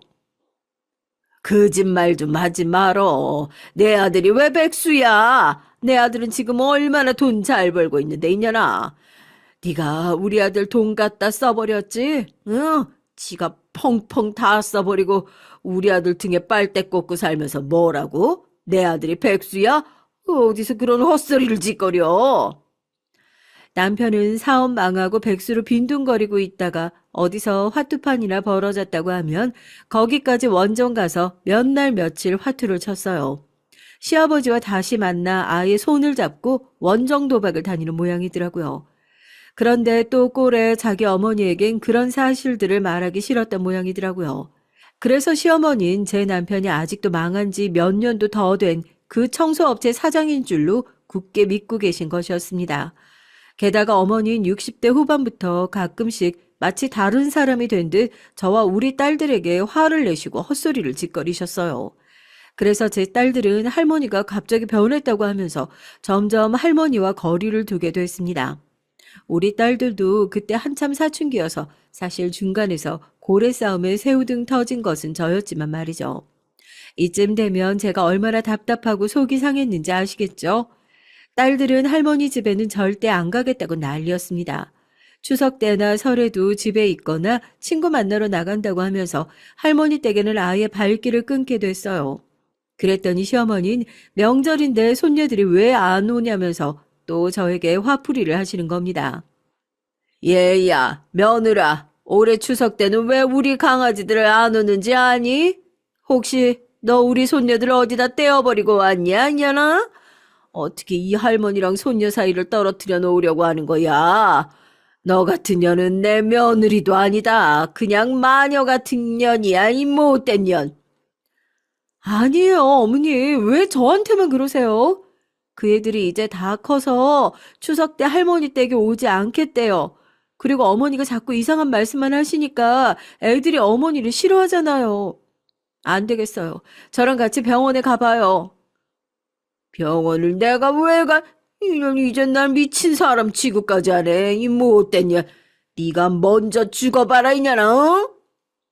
이렇게 어머니는 저를 온갖 욕을 내뱉으시면서 급기야 어느 날 저를 마구 때리기까지 하셨어요. 전 아무 이유 없이 맞고만 있을 수가 없었죠. 어머니가 달려들자 팔로 맞고 어머니를 제압하고는 정말 병이 아닌가 하는 의심이 들었습니다. 그래서 싫다고 발버둥 치는 어머니를 모시고 정신과에 갔죠. 그랬더니 의사 선생님께서 청천벽력 같은 소식을 들려주셨습니다. 세상에 저희 시어머니가 치매가 매우 많이 진행된 상황이라는 것이었어요. 전 이 소리를 듣고 하늘이 무너지는 것 같았습니다. 생각해 보세요. 남편은 백수에다 시아버지랑 한 팀이 되어 원정 도박단이죠. 시어머니는 60대 후반에 치매가 진행됐죠. 게다가 제 딸들은 중2병 걸린 사춘기가 됐으니 제 속이 정말 속이 아니었어요. 그때 저도 슬슬 황혼기가 오고 있던 중이었는데 하도 남편과 시부모님들한테 시달리고 속이 썩어 갱년기가 다른 사람들보다 더 일찍 왔습니다. 40대 초중반에 이미 갱년기 증상이 시작되기 시작한 것이었죠. 여자분들은 다들 아시겠지만 갱년기라는 게 정말 사람 잡을 만한 것이더라고요. 한겨울에도 자다가 더워서 벌떡 일어나고 이상하게 밤에 잠도 잘 안 오고요. 그리고 애들에게도 마냥 잘해줄 수가 없더라고요. 아이들이 말을 안 듣기 시작한 후부터 저도 조그만 일에도 화를 벌컥 내게 됐습니다. 애꿎게 아이들에게 화풀이도 많이 했고요. 지금은 저도 애들에게 그랬던 제가 부끄럽고 미안한 마음이 들어요. 그뿐만이 아닙니다. 골다공증 때문에 관절염까지 생기더라고요. 40대 초중반에 관절염 진단을 받으니 참 기가 막히더라고요. 아직 40대면 한참 건강해야 하고 일해야 될 나이인데 남편은 저렇게 정신을 못 차리고 백수로 지내고 시아버지는 몇 년 만에 훌쩍 나타났다가 남편에게 돈 뜯어가고 집안이 이러니 뭐 제가 아픈 게 어쩌면 당연한 수순이었을지도 모르겠어요. 남편은 시아버지의 성화에 대출까지 끌어다가 노른 빚을 5, 6천이나 졌더라고요. 저에게 말도 하지 않은 채로 말이죠. 이런 상황에서 어떻게 저라고 제정신으로 살 수 있었겠어요. 저 역시 답답하고 속이 썩어 나가더라고요. 이렇게 심란한 상황에도 남편은 제 취업 같은 건 아예 생각하지도 않고 그저 집에서 빈둥거리고 놀기만 하더라고요. 아직 50도 안 되었는데 사업하던 거 다 말아먹고 집에만 있는 남편을 여러분들은 그냥 두고만 보실 수 있으시겠어요? 애들은 아직 중학생, 고등학생인데요. 전 처음엔 남편을 달래도 보고 이혼하겠다고 싸우기도 많이 했습니다. 하지만 변하지 않는 남편에게 기대하는 마음이 점점 없어져 가기 시작했죠. 저라도 어떻게든 뭐라도 해야겠다 싶었어요. 그런데 문제는 저도 경력 단절녀라는 것이었습니다. 결혼 전엔 잘 나가던 광고회사에 다녔었지만 애들 낳고 시어머니는 애 봐주기 싫다고 하시고 친정엄마에게 맡기려니까 친정엄마는 일을 하고 계셨으니까요. 도저히 엄마에게 일 그만두고 제 애 봐달라고 할 수가 없었죠. 어쩔 수 없이 일 그만두고 애들만 키운 지가 15년이 다 되어가네요.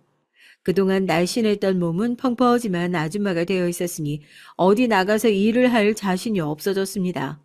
그래도 목구멍이 포도청이라 이력서를 써서 사이트에 올리고 서류에 합격되어 면접을 보러 갔어요. 그러나 제 얼굴과 외모를 본 면접관들은 말없이 불합격 통보를 주더군요. 아니 그냥 불합격했다고만 말하는 사람들은 그래도 나아요. 이번 회사의 면접은 면접을 보는 자리에서 저에게 이런 막말을 하더라고요. 솔직히 이 정도 경력에 그런 얼굴과 몸매는 광고회사에서 일하기 힘드네요.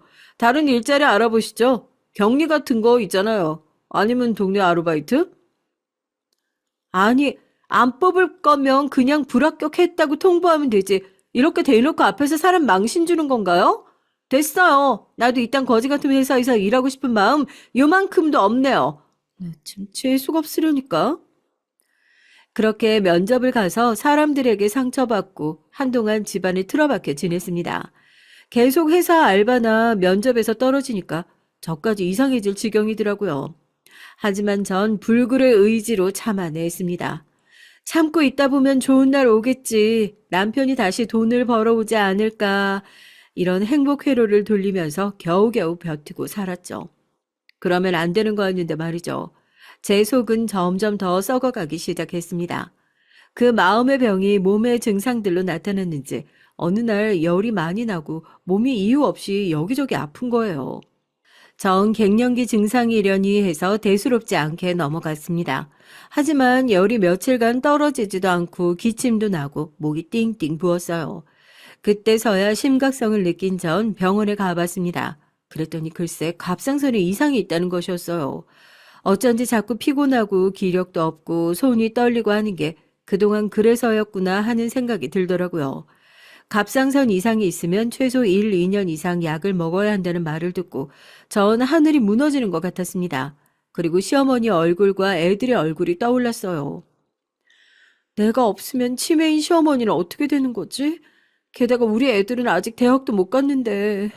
사업 한 번 망했다고 다시 재취업할 생각도 없는 무심하고 책임감 없는 인간을 어떻게 믿고 살아야 되나. 온갖 비관적인 생각이 들었습니다. 그때야말로 정말로 죽고 싶더라고요. 그냥 다 놓고 죽어버리면 편할 텐데 이런 안 좋은 생각들이 들어서 견딜 수가 없었습니다. 하지만 그러자니 무엇보다 우리 딸들 얼굴이 눈에 아른거려서 마음대로 죽지도 못하겠더라고요. 남편이 계속 저렇게 정신 못 차리고 되는 대로 사는데 저까지 없으면 우리 애들 방치되어서 결국은 보육원에 가게 될 것 같은 거예요. 그런 무서운 생각이 들자 저절로 주먹이 꼭 쥐어지고 이를 악물고 살아야 되겠다는 생각이 들었습니다.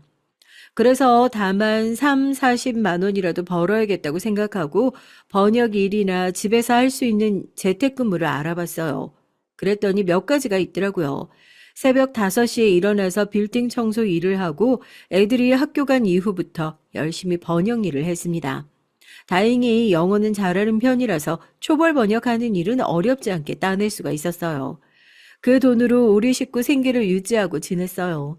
애들이 다니던 학원을 다 끊고 그저 먹을 것만 먹고 최소한의 생계를 유지하는데도 160만 원이 들더라고요. 그런데 제가 그 고생을 하는 것을 옆에서 보면서 남편은 여전히 도박에 눈이 멀어 있었습니다. 나 돈 필요한데 어디서 2천만 원만 빌려와. 이번 판이 엄청 크거든. 이번 잘 되면 단번에 신분 상승할 수 있어. 이런 거지 같은 집구석 말고 우리 서울 한복판에 빌딩도 살 수 있다고. 그러니까 2천만 원 빌려와. 당신 신용대출 안 돼? 이 미친 인간아, 신용대출이 다 뭐야. 나 아르바이트해서 당신 입에 겨우 풀칠하는 거 몰라? 그런데도 그런 말이 입에서 나와? 이럴 거면 이혼해. 나가라고! 저는 물색 모르고 저런 헛소리를 짓거리는 남편도 싫고 이 모든 것의 시작이었던 시아버지가 그저 원망스럽기만 했어요. 시어머니도 자신이 치매인 줄을 인정 안 하시고 약을 안 먹겠다고 버티고 계신 것이 한두 번이 아니었죠. 매일 저녁마다 시어머니 집에 가서 어머니 잠자리 봐드리고 싫다는 어머니께 억지로 약을 먹여드리고 나왔죠. 이런 지옥 같은 시댁 옆집에서 탈출하고 싶은 생각만 들었습니다. 남편도 전혀 도움이 안 되긴 마찬가지였고요. 그렇게 한 1년간 저 혼자 죽을 고생을 했어요. 그동안 몸도 마음도 피폐해져 갔지만 내일 당장 쓰러져도 이상하지 않을 몸을 하고 전 하루하루 버티면서 살았죠. 그러다가 전 어느 날 믿기지 않을 행운을 만났답니다. 그 행운이라는 건 바로 로또 당첨이 된 거예요. 이 로또 당첨도 제 아버지가 돌봐주신 은혜라고 생각합니다. 어느 날 꿈을 꿨는데 꿈에 친정아버지가 나오신 거예요. 이제는 얼굴도 아른아른 기억나지 않을 친정아버지가 꿈에 나오니까 전 너무나 기뻐서 아버지를 소리쳐서 불렀죠. 그런데 아버지는 아무 말도 하지 않으시고 손을 들어 한 방향을 가리키는 것이었습니다. 전 아버지가 가리키는 방향으로 무작정 걸어갔어요. 아버지는 말없이 뒤에서 저를 따라오고 계셨고요. 아버지는 어느 산속으로 계속해서 들어가라고 저를 떠미셨습니다. 여기가 어딘데 자꾸 저에게 가라고 하시는 거예요. 아버지, 저 보고 싶지 않았어요? 저 너무 보고 싶었는데. 하지만 제 말은 아버지께 들리지 않는 듯 아버지는 말없이 산속의 어느 나무 밑을 파보라고 하는 듯 가리키고 계셨죠. 저는 그곳을 파봤어요. 그랬더니 커다란 나무 상자가 하나 나왔는데 거기에는 금덩이들이 가득 차 있는 거였습니다. 전 너무 감격해서 눈물을 흘리면서 아버지에게 달려가 안기려고 했지만 아버진 금방 사라져버리고 안 계셨어요. 전 이 꿈을 꾸고 나서 곰곰이 생각을 해봤습니다.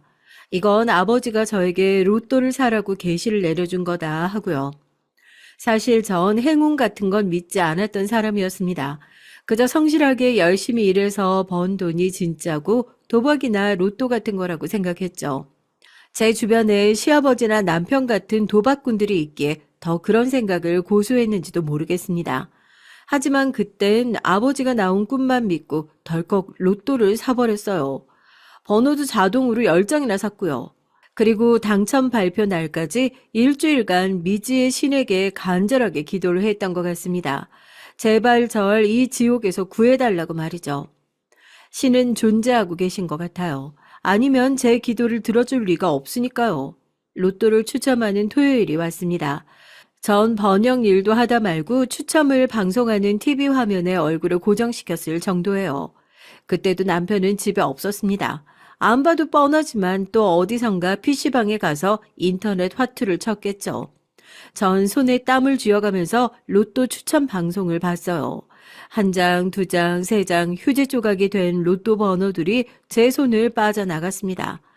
그러면 그렇지 내가 이게 당첨되겠어 하던 순간에 TV 화면에 크게 찍힌 번호가 눈에 들어왔어요. 저도 역시 마지막 한 장을 바라보고 있었고요. 계속 로또 번호와 화면을 맞춰보던 전 놀라서 눈을 크게 떴습니다. 세상에 그 마지막 한 장이 무려 1등에 당첨된 것이었어요. 여러분 믿을 수 있으시겠어요? 저 역시 너무 얼떨떨하고 믿어지지가 않아서 제 볼이 아픈 줄 알면서도 몇 번이고 꼬집어 봤습니다. 당연히 꿈은 아니었어요. 그날의 1등 당첨금은 무려 26억이었고요. 전 이 기쁜 소식을 남편에게 말할까 하다가 금방 마음을 고쳐 먹었습니다. 저에게 이런 행운이 왔다는 걸 알면 남편은 그 돈 역시 시아버지와 함께 도박에 날려버리겠다는 걱정에서였죠. 그건 안 봐도 비디오인 일이었습니다. 그날 전 시치미를 떼고 식탁에 앉아 열심히 번역 일을 하고 있었죠. 그런데 저녁 늦게 남편이 화를 버럭 내며 들어오는 것이었어요. 저는 숨을 죽이면서 남편이 뭐라고 중얼거리나 부엌에서 귀를 기울였습니다. 아이씨, 오늘도 또 이렇네. 거의 다 넘어올 뻔했는데 그놈의 새끼 뭐야? 그 선수인 거야? 아니라 다를까 남편은 또 화투에서 돈을 100만 원이나 잃고 집에 왔던 것이었습니다. 전 너무 답답해서 가슴을 치며 거실로 들어오는 남편에게 소리를 쳤어요. 당신 또 내기 도박했어? 어디서 그렇게 또 돈을 잃고 온 거야, 정말. 내가 못 살아. 못 산다고. 시끄러워. 얼른 밥이나 차려. 배고프니까. 야, 우리 딸들 어딨어? 아빠가 왔는데 내다보지도 않아, 이것들은. 전 남편의 명령 같은 말투에 불쑥 화가 났어요. 하지만 남편은 제가 밥을 차려주지 않으면 아무거나 손에 잡히는 대로 접시건 냄비건 깨뜨려버리는 그런 손버릇이 아주 나쁜 인간이었거든요. 그래서 전 하는 수 없이 시키는 대로 해야만 했습니다. 동네 창피하게 큰소리 내면서 싸우고 싶지 않았거든요. 그런데 제 비밀은 어처구니없이 금방 남편에게 들키고 말았습니다. 제가 밥을 하려고 식탁에서 싱크대로 가다가 로또 용지를 그만 바닥에 떨어뜨려 버렸기 때문이에요. 남편은 번개처럼 달려와서 그걸 확 집어가 버리더군요. 이게 뭐야? 로또? 당신 이런 것도 살 줄 아냐?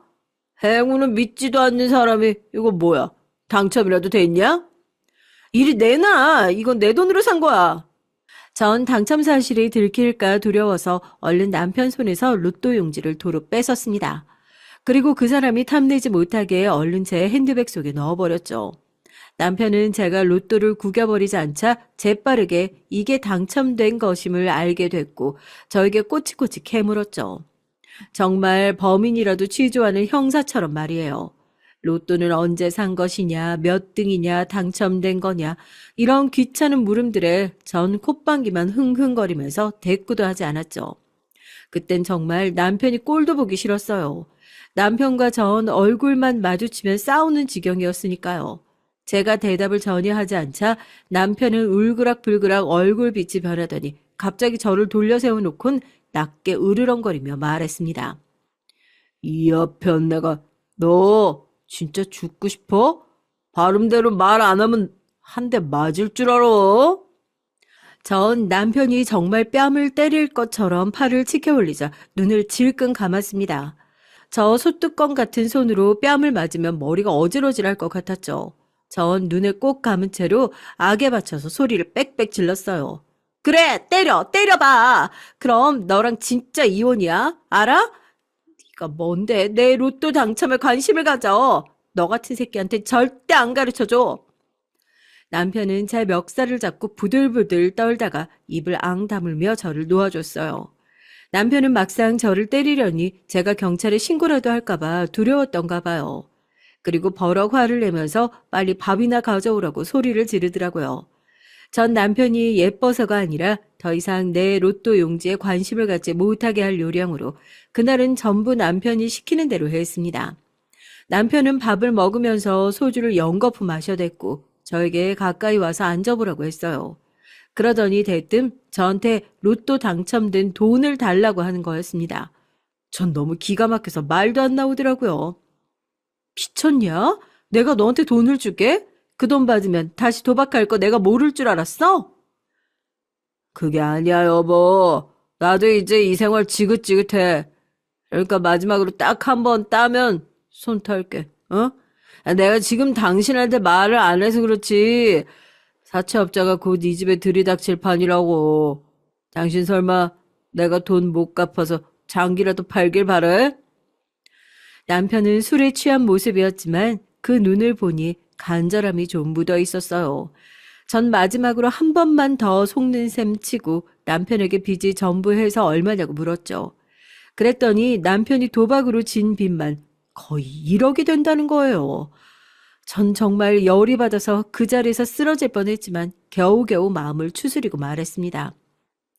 그래, 내가 로또 2등 당첨돼서 1억까진 당신 줄 수 있으니까 그 돈으로 당신 앞으로 된 빚 싹 다 갚아버리고 당신도 정신 차리고 새 출발해.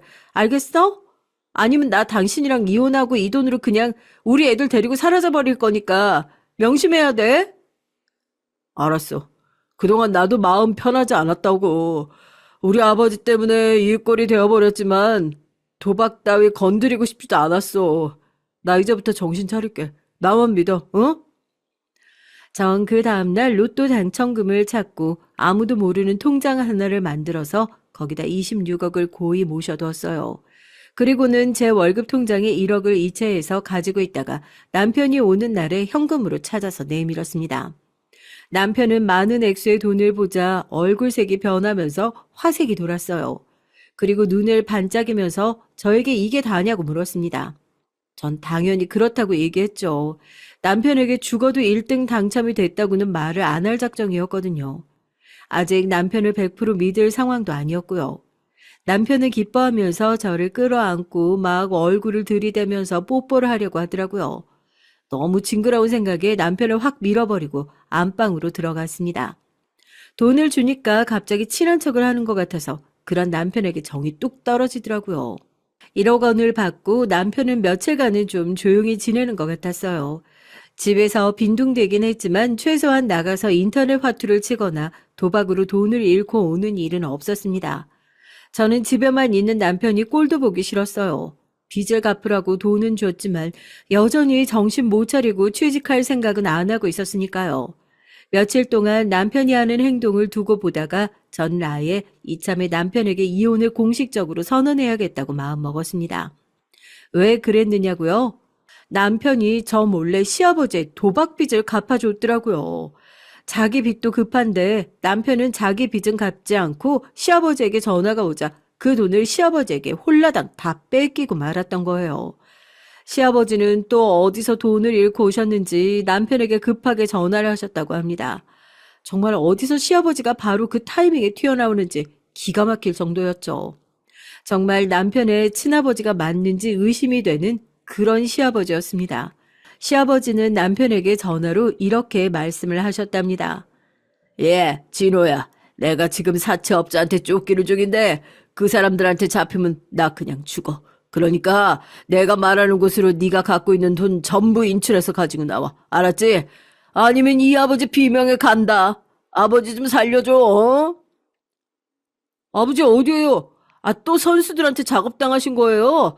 아이, 저도 빚밖에 없는데 어디서 돈을 구해와요? 안 돼요. 아, 이제는 아버지가 알아서 하세요. 아, 죽든지 말든지. 아, 이번엔 저도 절대 못 도와드려요. 그럼 이 애비가 죽게 내버려둘 거란 말이냐? 이놈 새끼 먹이고 입히고 키워놨더니 은혜를 원수로 갚아. 다 필요 없고 얼른 애비가 시키는 대로 해. 아니면 정말 큰일 날 줄 알아. 네 엄마 집으로 이 사채업자 깡패 새끼들이 들이닥칠 거란 말이야. 에? 엄마가요? 우리 엄마 위험하면 나 당신 절대로 가만 안 둬. 남편은 다급하게 집을 나가면서 저에게 소리쳤습니다. 시아버지를 만나고 오겠다고요. 전 걱정이 돼서 시어머니가 계신 제 집에서 5분 거리의 시댁에 갔어요. 그랬더니 시어머니는 점심을 잘 드시고 주무시고 계신 게 아니겠어요. 시아버지는 남편에게 거짓말을 했던 겁니다. 전 남편에게 다급하게 전화를 걸어 어머니는 무사하시니까 시아버지의 술수에 속아 넘어가지 말라고 말을 하려고 했어요. 하지만 남편은 운전 중이었는지 전화를 받지 않았습니다. 저는 2번, 3번 전화를 걸었지만 끝내 남편은 그날 시아버지를 만나 1억이 든 보따리를 뺏기고 오고 말았어요. 그 사실을 아주 나중에야 알게 되신 시어머니는 통곡을 하면서 시어머니의 남편을 원망하셨지만 이미 엎질러진 물이었죠. 남편은 결국 본인 앞으로 진 도박빚을 갚지 못해서 유치장에 갇히고 말았습니다.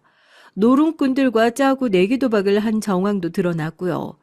시아버지에게 속아서 제가 준 1억을 다 날리고 감방에 들어간 남편을 보니까 전 이제 더 이상 남편한테 기대할 것이 없었음을 알았어요.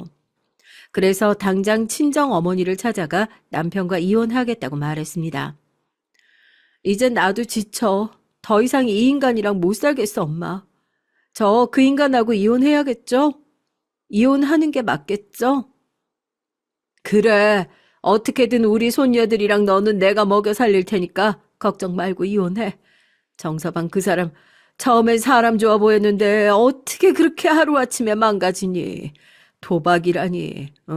네 시아버지도 그렇고 정서방도 그렇고 다신 만나서는 안 될 사람들이구나. 그냥 시어머니랑 너희 집 다 정리하고 우리 집에 들어와서 살자. 넌 아무 걱정하지 말어. 내가 너희들 다 먹여 살릴 수 있으니까. 그제야 전 안심하고 어머니에게 로또 복권에 당첨된 사실을 다 말씀드렸어요. 25억이 든 저의 비밀 통장도 보여드렸고요. 그랬더니 어머니는 눈을 휘둥그렇게 뜨고 경악을 하셨습니다. 세상에, 이게 꿈이야 생시. 우리 딸이 복권 1등에 당첨됐다고? 정말 믿을 수가 없구나. 어쩌다가 복권을 사게 된 거야. 이 엄마한테 자세하게 말 좀 해보렴. 엄마, 이건 다 돌아가신 우리 아빠 은덕이에요. 꿈에 아버지가 나와서 저에게 행운을 가져다 주신 거라고요. 우리들도 이젠 고생 끝이에요. 엄마도 더 이상 요구르트 아줌마 같은 건 안 해도 돼요. 이 돈으로 우리 아무도 모르는 곳에 가서 멋지게 살아요. 네? 그날 전 오랜만에 친정 엄마와 둘이 끌어안고 아이처럼 엉엉 울었어요. 돌아가신 아버지 얘기를 하며 밤을 지샜고요. 전 당장 짐을 싸서 친정 엄마 집으로 옮기고 아이들도 전학시켰습니다. 딸들은 처음엔 영문도 모르고 전학 가기 싫다고 했지만 전 이제 우리는 아빠 없이 살아야 한다고 하면서 애들에게 전학을 가야만 하는 이유를 말해 주었고요. 첫째 딸은 그래도 속이 깊어서 그런지 금방 이해하고 외할머니 동네로 가서도 열심히 살겠다고 했습니다. 하지만 문제는 중2병 둘째 딸이었어요. 둘째 딸은 친구들이 없는 지역으로 가는 건 싫다면서 차라리 친할머니와 살겠다고 고집을 부렸습니다. 엄마, 난 안 가. 차라리 이 동네에서 친할머니랑 살래. 난 친구들도 다 여기 있는데 어떻게 그 먼 데를 가. 완전히 다른 동네잖아. 서울 시내도 아니고. 너 친할머니 아직도 치매 앓고 계시는 거 몰라? 그럼 네가 친할머니 밤마다 약 드시는 거 감시하고 살아야 돼. 너 그래도 좋아? 그리고 네 할머니가 약 안 드시기 시작하면 너 때리고 욕하고 괴롭힐 텐데 그래도 좋아? 저는 둘째 딸을 겁주느라고 조금 과장을 하긴 했지만 시어머니는 남편이 모시지 않으면 치매가 점점 더 심해질 게 뻔했어요.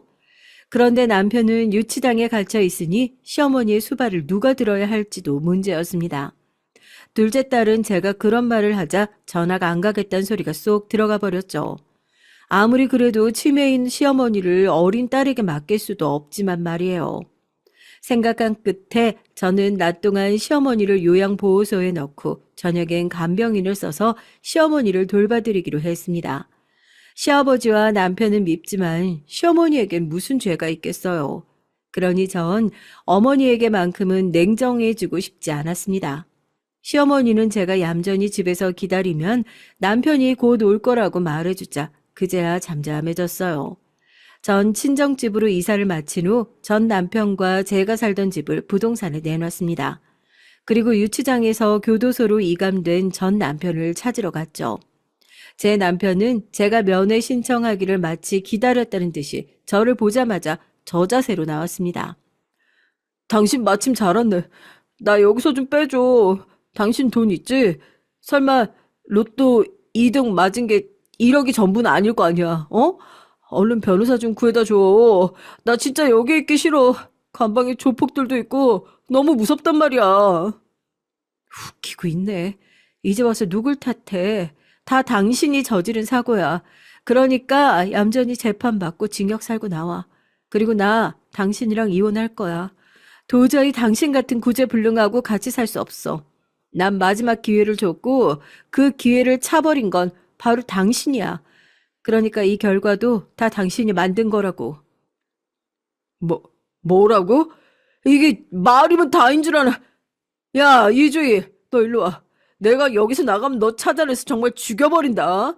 이혼 같은 소리 하고 있네. 어디서 이혼이야? 난 절대 그렇게 못해줘. 제가 마치 훈계하듯이 남편에게 말을 하자 남편은 열이 받았는지 철창을 흔들며 소리를 지르기 시작했어요. 전 그러건 말건 귀를 막고 간방의 면회실을 뛰쳐나왔습니다. 남편은 철창 안에서 난동을 부리다가 교도관들에게 제압을 당해 끌려가 버렸고요. 이제는 벌어져 버린 일이었고 이혼은 기정사실이 됐습니다. 저는 남편에게 눈꼽만큼도 미련이 남아있지 않았거든요. 남편은 나중에 시아버지가 도박으로 딴 돈을 들고 찾아와서 보석을 신청해 주셨다고 합니다. 그래서 감옥에서 겨우 풀려났다고 했어요. 전 남편이 수감된 지 한 달 만에 가정법원 앞에서 남편을 만났습니다. 남편은 제 얼굴을 보자마자 입을 삐죽거리면서 비꼬듯이 물었어요. 야, 이 나쁜 년아. 그래, 나 버리고 도망가듯이 이사가서 이렇게 이혼하게 되니까 속이라도 시원하냐? 나도 너 같은 거랑 같이 살 생각 없어. 이거 왜 이래? 나중에 내가 하우스에서 크게 한 번 따면 내 발밑에 꿇어 엎드려도 너 같은 거 다시는 안 받아줘. 그러니까 생각 잘해. 그럴 생각 눈꼽만치도 없어. 내가 미쳤니? 똥차 같은 너한테 다시 기어 들어가게? 난 너도 너네 집안 식구들도 다 지긋지긋해. 그러니까 나 절대 따라올 생각하지 마. 너 같은 새끼 얼굴 보기 싫어서 캐나다로 이민 갈 거니까. 그리고 전 남편 귓가에 통쾌한 마지막 말을 속삭여줬어요. 사실 로또 2등 아니고 1등이었다고 말이죠. 그리고 1등 당첨금은 무려 26억이었다고요. 그 말을 들은 남편의 얼굴이 흑빛으로 변했습니다. 그 일그러진 얼굴을 본 전 사이다를 마신 듯 시원한 통쾌함을 느꼈습니다. 남편은 갑자기 비굴하게 제 다리를 붙잡더니 대낮에 부끄러운 줄도 모르고 애원을 하는 거예요. 이대로 이혼할 거냐고 애들 생각도 좀 하라면서요. 돈이 세상 무섭긴 무서운 모양이에요. 방금까지 저한테 욕을 퍼부으면서 당당하던 남편이 돈 26억 때문에 제 발밑에 엎드려서 제발 이혼만은 하지 말아달라고 싹싹 빌고 있는 것이 통쾌하면서도 씁쓸한 생각이 들었습니다. 하지만 그 사람이 변하지 않는다는 거 전 잘 알고 있었거든요. 특히 남편은 제가 다시 받아준다면 저를 어떻게든 속여서 제 돈을 훔쳐서 달아났겠죠. 그리고 다시 시아버지를 만나 도박에 다 꼬라박을 게 뻔했습니다. 제 친정 아버지가 돌봐주셔서 받은 그 피 같은 돈을 그렇게 허무하게 날려버릴 수는 없었어요. 전 매달리는 남편을 사정없이 발로 차버리고 얼른 달아나듯 법원에서 나왔습니다. 그것만으로 전 그 지긋지긋하던 남편과 시댁 인간들의 틈에서 무사히 빠져나올 수 있었습니다. 전 지금 그 당첨금 26억을 어떻게 해야 할까 고민 중에 있어요. 일단 이자가 가장 센 은행에 정기예금 넣어놓고 이자를 받아서 살고 있긴 해요. 하지만 돈이 너무 많아도 고민이 되긴 하더라고요. 벌써 전 남편이 저에게 다시 돌아와 달라고 난리예요. 전 핸드폰 번호도 바꾸고 저희 친정엄마 집도 이사를 했습니다. 하지만 어떻게 알았는지 전 남편은 끈질기게 저한테 협박 문자를 보내고 받으면 끊어버리는 무서운 전화를 걸고 있어요. 이런 것도 요즘은 스토킹 처벌법으로 신고가 된다고 하던데 여차하면 전 남편을 신고해버릴까도 생각하고 있습니다. 여러분들 제 얘기 어떠셨나요? 로또 당첨이 되는 행운은 살면서 벼락을 맞을 확률보다 희박하다고 해요. 그러나 전 그런 행운이 제 인생에 찾아왔습니다. 이제 저도 좀 새 삶을 즐기면서 살 생각이에요. 남편의 사업이 망한 이후부터 좋은 일이라고는 하나도 없었는데 드디어 제 불행했던 인생에도 볕이 들어오게 된 것 같습니다. 전 지금도 제 돌아가신 친정 아버지께 감사해요. 저희 아버지가 꿈에 나오시지 않았담 전 아직도 치매인 시어머니를 모시면서 남편을 닥달하고 시아버지에게 돈을 뜯기면서 불행해하고 있었을 테니까요. 저의 길고 긴 얘기는 여기에서 끝을 맺을게요. 여러분, 제가 마냥 착하게만 살진 않았어요. 하지만 아버지가 저를 불쌍하게 여기셔서 저에게 새로운 인생을 시작하라고 복권 당첨을 내려주셨다고 생각합니다. 그러니까 앞으로는 다른 불쌍한 사람들에게 베풀기도 하고 제 딸들도 잘 키우면서 제게 열린 제2의 삶을 살아가려고 합니다. 그러니까 여러분들도 저에게 응원 한마디씩 보태주셨으면 좋겠어요. 비도 오고 날씨가 많이 쌀쌀해졌어요. 청취자분들 감기 조심하시고요. 저희 두서없는 긴 얘기 들어주셔서 정말 감사드립니다. 여러분들 가정에도 행복 많이 가득하시길 바랄게요.